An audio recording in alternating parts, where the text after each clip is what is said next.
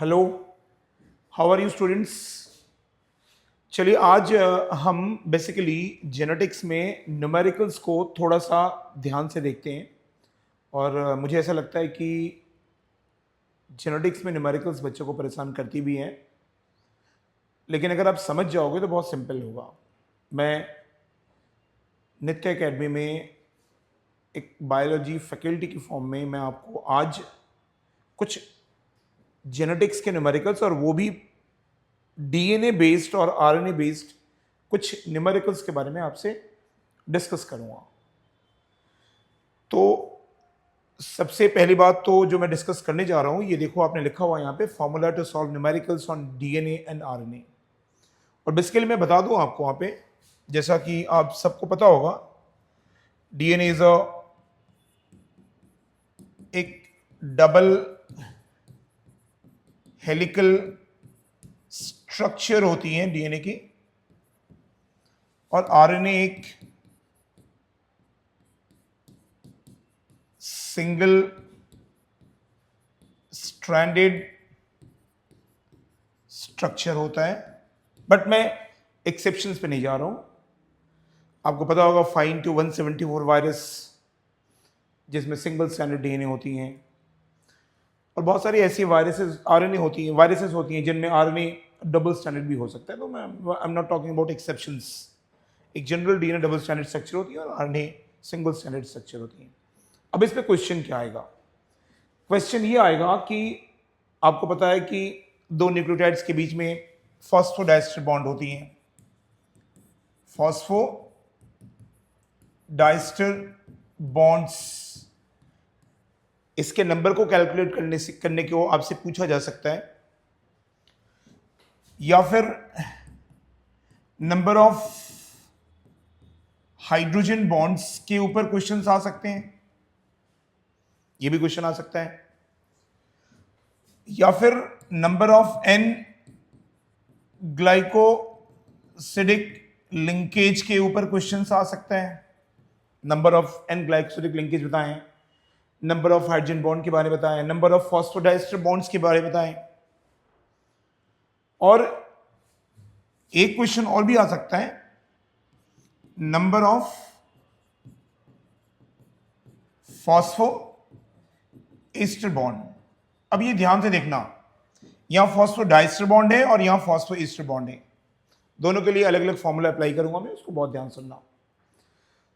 तो डीएनए और आरएनए में चाहे वो डबल स्टैंडर्ड हो चाहे वो सिंगल स्टैंडर्ड हो, उनमें फॉस्फोडाइस्टर बॉन्ड्स को कैसे कैलकुलेट करते हैं, हाइड्रोजन बॉन्ड को कैसे कैलकुलेट करते हैं, ग्लाइकोसिडिक लिंकेज को कैसे कैलकुलेट करते हैं, और फॉस्फोएस्टर बॉन्ड्स को कैसे कैलकुलेट करते हैं, इसके लिए कुछ फॉर्मूला है। मैं उन फॉर्मूलाज को डिस्कस करने जा रहा हूं, और नेक्स्ट क्लास में मैं इसके ऊपर कुछ न्यूमेरिकल्स आपको सॉल्व करके बताऊंगा। तो जैसे देखो, पहला फॉर्मूला है how to calculate the number of N glycosidic bond in a double standard DNA.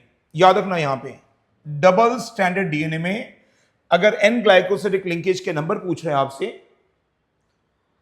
तो वो 2n होता है। 2 multiplied by N. N is equal to क्या है? N is equal to number of base pair. ये लिखा हुआ है नंबर ऑफ बेस पेयर।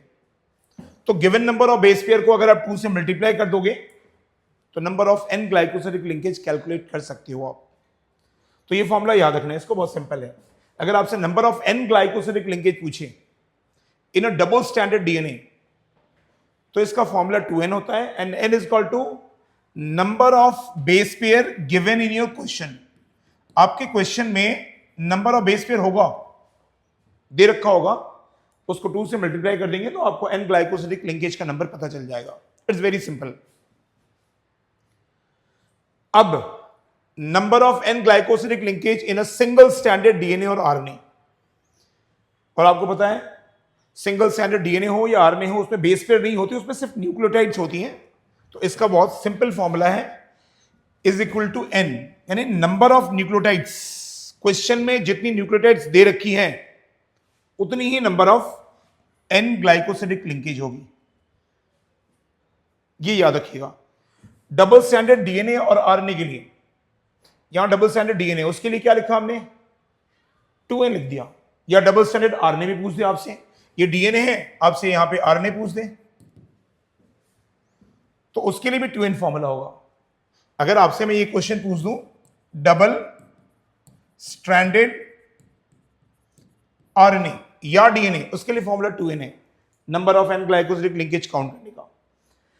और सिंगल स्टैंडर्ड डीएनए आरएनए के लिए सिंपल है, टोटल नंबर ऑफ न्यूक्लियोटाइड जो क्वेश्चन में दे रखा होगा। तो हमने ये दो फॉर्मूला देखा। अब तीसरा, total number of phosphodiester bond. अब एक चीज देखना, यहां पे लिखा हुआ है linear double standard DNA. DNA linear है, सर्कुलर नहीं है, लीनियर है और डबल स्टैंडर्ड है। तो कुछ नहीं करना होता है, 2 मल्टीप्लाइड बाई बेस पेयर -2, ये फॉर्मूला है, इसको याद रखिएगा। बेस पेयर को 2 से मल्टीप्लाई करें और -2 कर दें तो आपको total number of phosphodiester bond आप कैलकुलेट कर सकते हो। बहुत सिंपल है, लीनियर डबल स्टैंडर्ड डीएनए में ये फॉर्मूला याद रखिएगा बेटा पे, 2 into base pair -2। Next, total number of phosphodiester bond in a linear single standard DNA और आरएनए। अगर डीएनए सिंगल स्टैंडर्ड है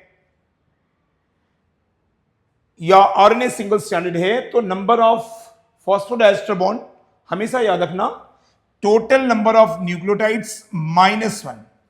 हमने डबल स्टैंडर्ड में -2 करना होता है और सिंगल स्टैंडर्ड डीएनए और आरएनए में क्या करना होता है, -1 करना होता है।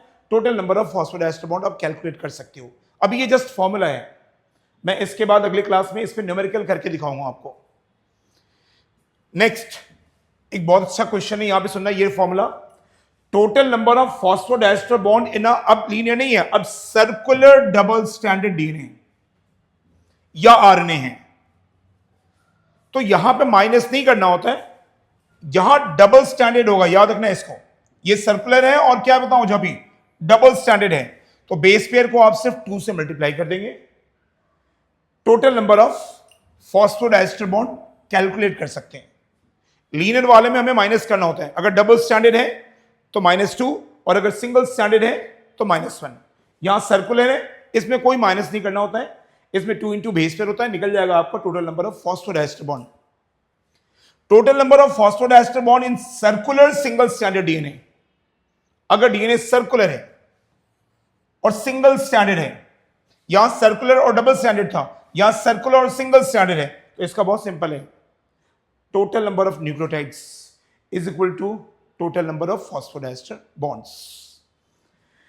इन दोनों में, सर्कुलर डीएनए में या सर्कुलर आरएनए में, हमें माइनस नहीं करना होता है, बस अगर डबल स्टैंड होगा तो 2 से मल्टीप्लाई कर देंगे बेस पेयर को, और अगर सिंगल स्टैंडर्ड डीएनए आरएनए होगा तो सर्कुलर होगा तो टोटल नंबर ऑफ न्यूक्लियोटाइड्स इसका आंसर हो जाएगा।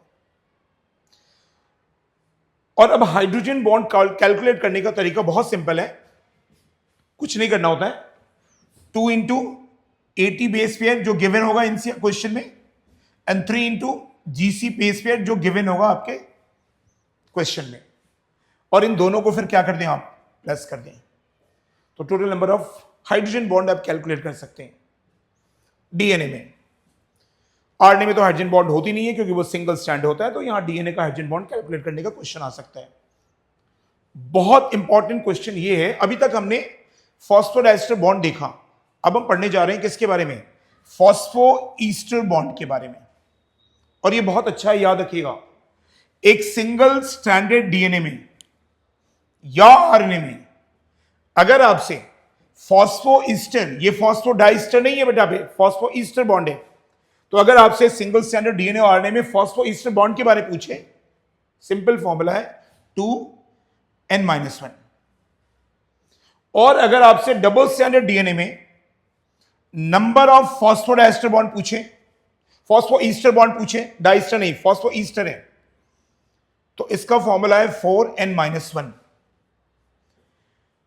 इफ डीएनए और आरएनए सिंगल स्टैंडर्ड और आपसे पूछे phosphoester bond, very simple formula 2n-1, और अगर आपसे पूछे डबल स्टैंडर्ड डीएनए में फॉस्फो ईस्टर बॉन्ड के बारे में तो 4n-1।